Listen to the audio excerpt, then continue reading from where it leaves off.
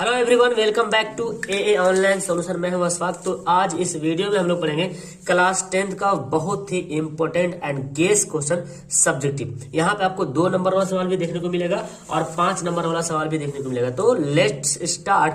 आपको पूरी video watch करनी है और हर क्वेश्चन को बनाना है। अगर आपको खुद से बनाने का आगे तो अच्छी बात है, नहीं तो इस क्वेश्चन को आप जरूर रिपीट कीजिए बार बार, और इसी तरह के सवाल आपको और बनाने भी है, ठीक है ना। तो चलिए स्टार्ट करते हैं। वीडियो को आप लोग लाइक जरूर कीजिएगा और अपने दोस्तों को शेयर कीजिएगा, और पहली बार आ गए तो सब्सक्राइब कर लीजिएगा। सवाल बोला गया, यदि समीकरण दिया हुआ है एक्स स्क्वायर प्लस 2 के प्लस 2 एक्स प्लस 9 के बराबर 0 के मूल क्या वास्तविक और बराबर, यानी कि इक्वल हो, रियल एंड इक्वल है इक्वेशन, ठीक है ना। तो के का वैल्यू निकालना है, के का मान निकालना है। तो मुझे करना क्या होगा, सिंपली सा इसको मुझे हल करना है ना। तो पहले हम हल लिख लेते हैं। अब हमारे पास समीकरण क्या दिया हुआ है, समीकरण यहाँ पे जो दिया उसको पहले लिख लेंगे, ठीक है ना। जो समीकरण दिया हुआ है, समीकरण दिया हुआ क्या, एक्स स्क्वायर प्लस 2 के प्लस 2, ये वाला बात लिख लेते हैं, और प्लस 9 के इक्वल टू 0। तो हम मूल वास्तविक और बराबर है, तो मुझे के का वैल्यू निकालना है। यहाँ पे ए कितना है, ए बराबर कितना है, तो ये एक्स स्क्वायर जिससे गुना हो रहा है ना वो एक कहलाएगा। तो एक्स स्क्वायर किससे गुना हो रहा है, तो बोलेंगे सर 1 तो 1 से गुना हो रहा, तो एक्स ए कितना हो जाएगा, 1 हो जाएगा। और बी कौन होगा, ये जो एक्स जिससे मल्टीप्लाई हो रहा है, यानी कि एक्स को छोड़ के बाकी सब क्या कहलाएगा, बी कहलाएगा। मतलब 2 के प्लस 2। अगर इसको हल कर लेते कितना हो जाएगा, 2 के प्लस 2 दूना 4। अगर इसको हम हल कर लेते हैं, 2 के को गुना करते हैं 2 के, और 2 को 2 से गुना करते हैं 4 हो गया। और यहाँ पे सी कितना है, 9, ठीक है ना। इतनी सारे पता चले, यानी कि ए बराबर 1 हो गया, बी बराबर 2 के प्लस 4 हो गया, सी 9 हो गया। अब चूंकि यहाँ पे दिया हुआ है, चूंकि मूल वास्तविक और बराबर है ना, चूंकि जो है मूल वास्तविक और बराबर है, चूंकि मूल वास्तविक और बराबर है, तो वास्तविक और बराबर है, तो इसलिए हमारा क्या हो जाएगा, बी स्क्वायर माइनस 4ac बराबर 0। जब मूल वास्तविक और बराबर हो तो इस तरह कंडीशन लगाएंगे, बी स्क्वायर माइनस 4ac बराबर 0। तो बराबर है इसलिए बराबर 0 लिखा। अब देखो बी का वैल्यू कितना है, 2, यहाँ पे 2 के प्लस 4 है ना, 2 के प्लस 4 मैंने उसको हल कर दिया है पहले से, हो गया बी स्क्वायर माइनस 4। ए के जगह पे क्या है, 1 है तो 1 लिखेंगे, और सी की जगह पे क्या है, 9 है तो 9 लिखेंगे, बराबर 0, ठीक है ना। हो गया। चलिए तो अब देखिए यहाँ पे सॉरी, सी की जगह पे पूरा 9 के होगा, 9 के पूरा सी का लगेगा, आखिर वाला सब सी होता है, तो 9 के हो गया। तो मेरे पास अब देखो ए प्लस बी का होल स्क्वायर होता है formula, a square plus b square plus 2ab। तो ए कितना है, 2 के है, तो ये हो जाएगा ए स्क्वायर, और बी कितना 4, तो बी स्क्वायर प्लस 2ab। ये कितना है, 2 के, 2a, और बी कितना है 4, हो गया। माइनस इसको गुना कर देंगे, 4 एकम 4, 4 9 36 के बराबर 0। अब देखिए यहाँ पे क्या आ गया, 2 दूना 4 के स्क्वायर प्लस 4 का स्क्वायर 16, और यहाँ पे 2 दूना 4, 4 चौक 16 के माइनस 36 के बराबर 0। अब क्या करना है आपको, देखिए 4 के स्क्वायर को ऐसे ही रहने दीजिए, इस 36 के में से 16 के घटा देंगे, कितना बचेगा, माइनस 6 में से 6 गया 0, 3 में से गया 2, 20 के, ओके। और ये प्लस 16 यहाँ पे ऐसे ही रहने दीजिए। तो अब यहाँ पे क्या करेंगे ना, 4 ले लीजिए कॉमन, देखिए 4 यहाँ पे कॉमन निकाल लेते हैं सबसे, तो मेरे पास क्या बचेगा, के स्क्वायर बचेगा, इसमें से ये कितना बचेगा, 4 निकलेगा मल्टीप्लाई में, तो 4 बचे 20, 5 के बचेगा, और यहाँ पे 4 चौक 16, 4 निकला मल्टीप्लाई से, तो 4 बचेगा 0। अब ये जो 4 है ना, ये 4 इधर जाके होगा, गुना हो जाएगा, डिवाइड चल जाएगा, 4 0 से डिवाइड होगा तो 0 हो जाएगा, यानी कि मेरे पास बचेगा के square minus 5k plus 4 equal to 0। अब ये हमारा गुणनखंड आ गया ना, अब इसको क्या करेंगे, गुणनखंड करेंगे। तो इस 4 एकम 4, तो क्या यहाँ पे क्या लिखे हम, 4 एकम 4 है ना, तो हम लिख सकते हैं 4k माइनस के, देखो 4k को 4 से करेंगे मल्टीप्लाई, तो 4 एकम 4 हो जाएगा। यहाँ पे 4k है, यहाँ पे 1k है, तो 4 को 1 से मल्टीप्लाई 4 आ जाएगा, और 4k और 1k जोड़ेंगे तो कितना हो गया, 5। तो यही लाना होता है ना, जोड़ के घटा के माइनस 5 लाना है। ओके, ये तो बनाना आपको आता ही होगा। अब इसमें कॉमन वगैरह ले लीजिए, यहाँ पे देखिए के कॉमन होगा इसमें से के कॉमन हो गया तो के -4 बचेगा। यहाँ पे 1 कॉमन होगा, के -4। जब यहाँ से माइनस कॉमन लिए -1 तो ये प्लस में से एक माइनस निकल गया एक ठो, क्योंकि 2 ठो माइनस मिलके प्लस बनता है ना, तो एक माइनस निकल गया तो एक माइनस रह गया। अब यहाँ पे भी देखिए ये जो समीकरण दिख रहा है यहाँ पे के -4 दिख रहा है ना, तो के -4 भी ले लिए कॉमन। तो अब इसमें क्या बचा, के बचा, इसमें क्या बचा 1 बचा। यानी कि आप सिंपल से जानो, ब्रैकेट वाला को लिख लो और ये वाला को यहाँ पे लिख लो। तो अब हमारे पास हम इसको k -1 बराबर 0, तो k बराबर क्या आ गया 4, और k -1 बराबर 0 तो k बराबर कितना गया 1, तो k का 2 वैल्यू हो गया, इसलिए k बराबर 4 और 1 हो गया। दो आंसर निकलेगा, k का वैल्यू कितना रखेंगे 2 आंसर निकलेगा। ठीक है, समझ में आ गया। ये सवाल था 2 नंबर वाला सवाल। अब कभी कभी ऑब्जेक्टिव सवाल नहीं पूछता है तो आपको बनाना इस तरह से। ये भी सवाल देखिए, सवाल नंबर 2, ये सवाल तो मैंने बताया है लेकिन फिर भी देखिए p² + 1/p² बराबर 47 हो, तो p + 1/p का वैल्यू क्या होगा। बहुत सिंपल सा है, a + b का होल स्क्वायर अगर आपको पता होगा तो ये बना लीजिएगा। देखिए मैं मेरे पास दिया हुआ है p² + 1/p² बराबर 47। अब देखिए एक्चुअली ना ये a जब भी ऐसा सवाल है ना, अब देखिए यहाँ पे p + 1/p बोल रहा, मतलब a + b का होल स्क्वायर के रूप में लाना पड़ेगा इसको। अगर यहाँ पे माइनस देता तो a - b का होल स्क्वायर के रूप में लाना पड़ता। तो यहाँ पे प्लस दे रहा और यहाँ भी प्लस है, तो हमको यहाँ देखना है ये प्लस में है ना, तो a + b में लाना पड़ेगा।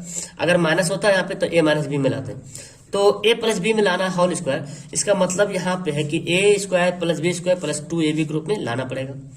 तो हम क्या करते हैं ना, इसमें दोनों तरफ 2 जोड़ देते हैं। देखिए 2ab, क्योंकि 2ab फॉर्मूला में आता है ना a² + b² + 2ab, तो 2 कहाँ से आएगा, इसलिए हमको 2 दोनों तरफ जोड़ना पड़ेगा। मतलब हम ऐसे लिखते हैं p² + 1/p² + 2, और यहाँ पे 47 + 2, इधर भी 2 जोड़ेंगे इधर भी 2 जोड़ेंगे, कोई दिक्कत, दोनों तरफ जोड़ सकते हैं। अब देखिए अब क्या चाल चलेंगे हम लोग, ये वाला ना इसको लिखते हैं p² हो गया, 1/p को हम ऐसे लिख सकते हैं 1/p का होल स्क्वायर, बोलिए ना, लिख सकते हैं ना। तो ये a² हो गया, और b की जगह पे कितना है, a की जगह पे p हो गया तो a², अब b की जगह पे 1/p तो b² + 2, 2 वाला लिखा हुआ था जैसे पहले वाला था वही लिखा मैंने, 2, a की जगह पे क्या है p है, और b की जगह पे क्या है 1/p। क्या मैं अगर मैं इसको ऐसे लिख दूं कोई फर्क पड़ेगा, क्योंकि p कट जाएगा, इस पर कोई असर नहीं पड़ने वाला। यही तो होता है मैथ, जब हम आगे बढ़ते तो पीछे में कुछ असर नहीं होना चाहिए।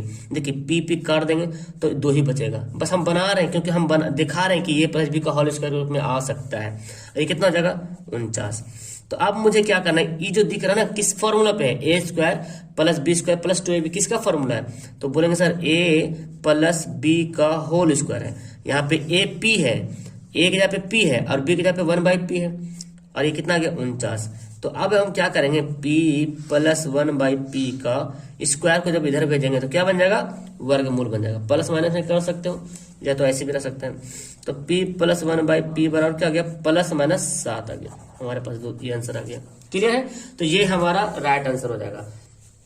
आगे सवाल देखते हैं। आगे सवाल देखिए, यहाँ पे ये बोलता सवाल कि एक आकृति दिया हुआ, एक त्रिभुज दिया हुआ, ठीक है ना, त्रिभुज बनाते हैं पहले हम। एक ट्रायंगल दिया हुआ है और इस ट्रायंगल को देखिए कैसे दिया हुआ है, ABC नाम का एक ट्रायंगल दिया हुआ है, A, B और C, और बोलता है क्या DE BC के समांतर है। यहाँ पे एक है लाइन DE इसके पैरेलल है।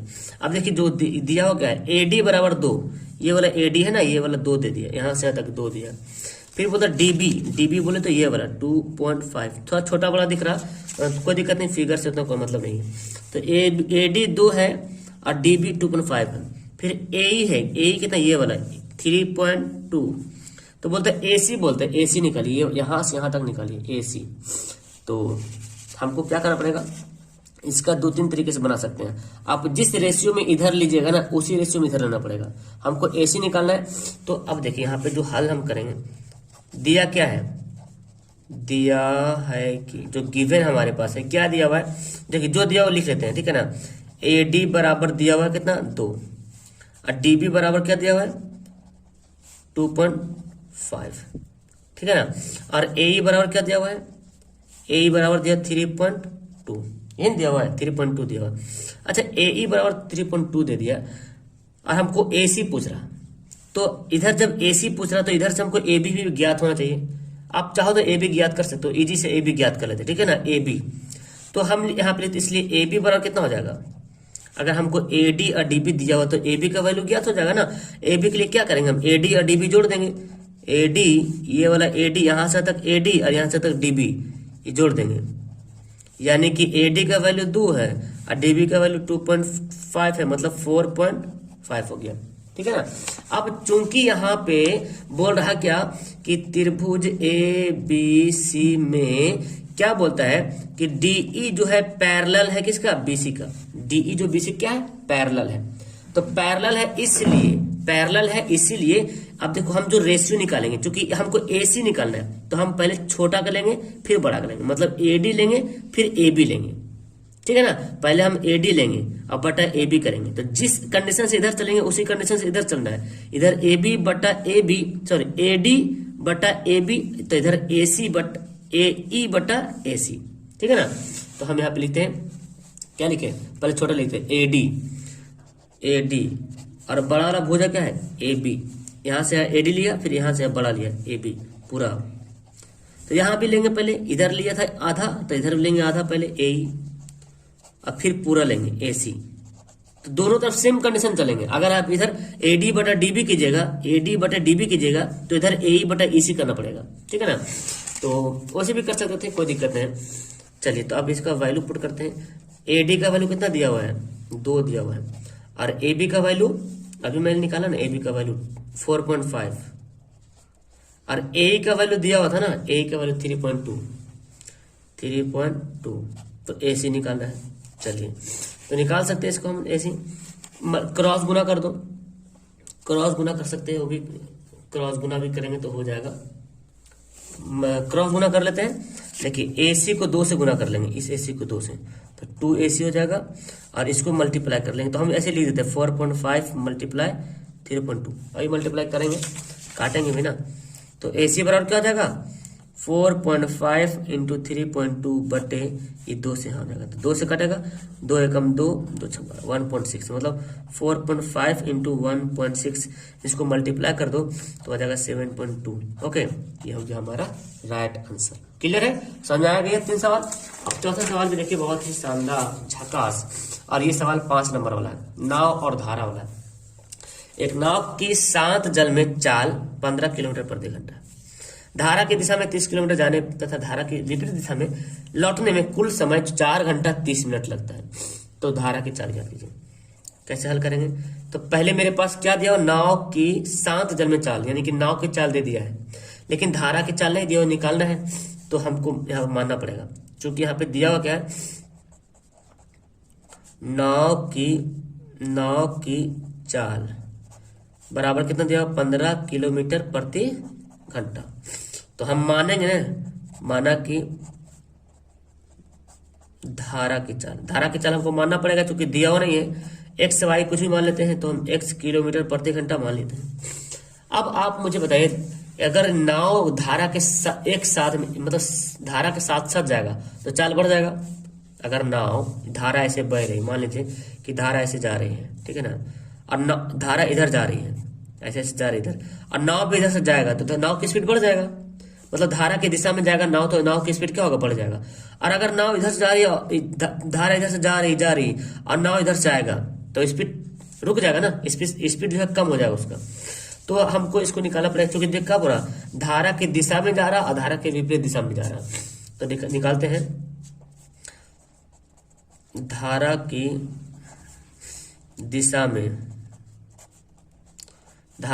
में नाव की चाल, बताइए नाव की चाल क्या हो जाएगी।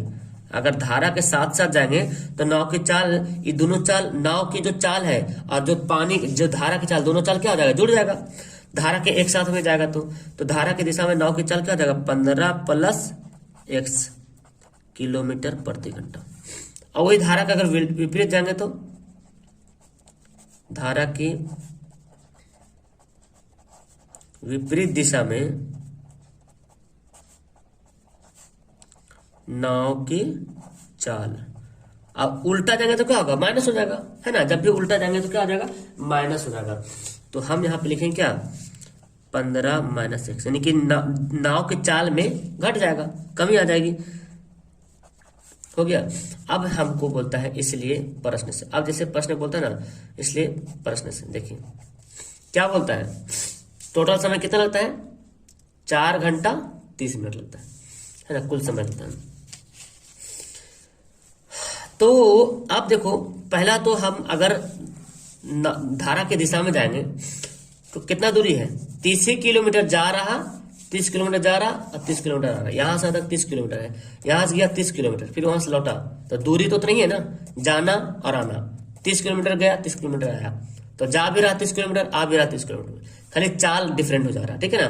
तो दूरी तो ये है, तो दूरी बटा चाल क्या होता है, समय होता है, आपको पता है दूरी बटा चाल समय, टोटल जब भी टोटल समय दिया रहे तो समय में क्या हमको समय बराबर करना है इससे।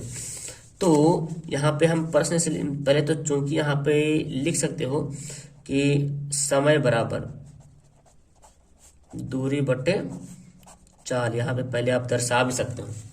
अब प्रश्न से बोलता है अगर धारा की दिशा में जा रहे हैं, तो धारा की दिशा में जाएंगे तो टोटल दूरी कितना है, 30 है जाने वाला, और धारा की दिशा में जाएंगे यानी कि दूरी इतना है, और चाल कितना लग रहा है, धारा की दिशा में जाने में इतना दूरी लग रहा है, 30 किलोमीटर दूरी है, धारा की दिशा में जाने में 30 किलोमीटर की दूरी है, और चाल कितना है, यही तो है धारा की दिशा में 15 + x, तो दूरी बटा चाल क्या होता है, दूरी बटा चाल समय होता है, ये समय निकल रहा। चलिए अब जब उल्टा लौटेगा तो लौटेगा भी तो 30 ही किलोमीटर ना, 30 ही किलोमीटर दूरी है ही है, जाना भी उतने और आना भी उतनी, तो 30 किलोमीटर लौटा, धारा के विपरीत में लौटा, तो विपरीत में चाल कितना हो गया, 15 - x। देखिए दूरी, ये क्या है, चाल, विपरीत दिशा में चाल कितना है, 15 - x, तो दूरी बटा चाल क्या होता है, समय, दूरी बटा चाल समय।